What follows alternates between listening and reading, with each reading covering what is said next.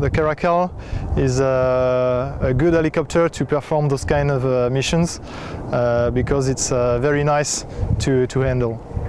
You can perform air-to-air refueling several times in the missions, so you can sometimes perform up to 10 hours of flight.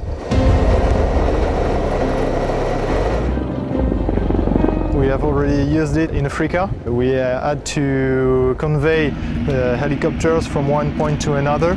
It was far more easier because without it we were supposed to identify some airfield to refuel. It will completely change our way to prepare and to perform our operations.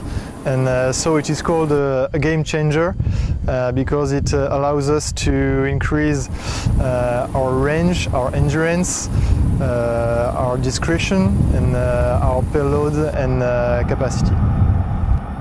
So you have to first wait that the tanker take the lead, and you can take a position of observation first, and after that you have to follow the orders of the tanker.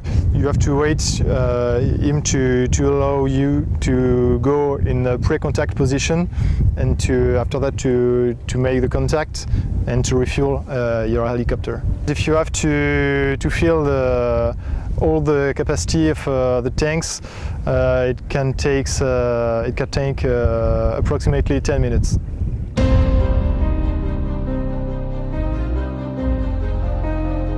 At the beginning, it's very impressive.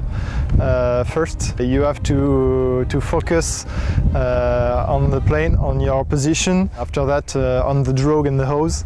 And by the way, when you get used to it, it's easier. During night time, when you have a lot of turbulences, it can be very difficult.